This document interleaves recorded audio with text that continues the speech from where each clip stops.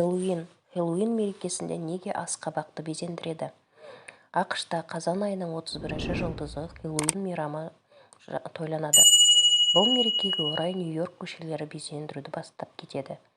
Әсіресе есік алдында асқабақ қойылады. Неге асқабақ? Ең дұрысы және ақылға сыятын жауап асқабақ маусымы. Асқабақ қазан айында толық піседі, демек оны есіктен жинап алу оңай болады. Қазірде дүкендерде асқабақтың үлкенін, кішкентайын, дөңгелегін, сопағын, тіпті ескіріп, мыжырайып қалған түрлерін кездестіруге болады. Ескірген түрлерін көбіне декорация үшін пайдаланады.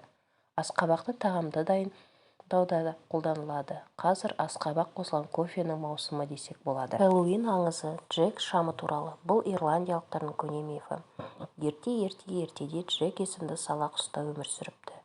Жиі өтірік айтып, маскүнемдікке салынған. Жүрген жерінде шу көтеріп, елдің мазасын қашырған дестеді. Бір күні ол шайтанды да алдаған екен. Джек шайтанды алдаса, оның жалын алмауға келіседі. Джек өлген кезде көктің есіктері жабылып, Джектің жаны жерде қалады.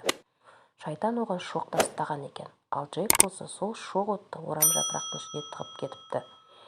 Өзі әлем шарлап жүріп, әлгі жүрген жерінде жасыл от қалдырып жүреді екен. Жүздеген жыл бойы ағылшындар Джектің адасқан жанын шатастыру үшін баспалдақтары мен терезелердің алдында кесілген көкөністерді қойып жүрген екен.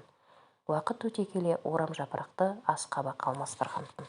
Тарихи жазбаларда алғаш рет асқабақтан жасалған шамдар туралы 1837 жылы жазылған, ал 1866 жылдан бастап Хэллоуин мерекесі жиі қолдана бастаған. Қазір күзде асқабақ жинау әрбір екінші америкалықтық отбасылық дәстүріне айналған. Америкалықтар мереке тойлағанды жақсы көреді, әсіресе түрлі түсті жарқын етіп тойлайды. Америка құрама штатының ішіндегі Нью-Йорктіктер Хэллоуинді үлкен карнавал шеру ретінде тойлайды. Достар, сіздерге менің асқабақ жайлы айтқан әңгімем қызық болса, менің каналыма тіркелуді ұмытпаңыздар. Лайк басып, пікірлеріңізді қалдырыңыздар.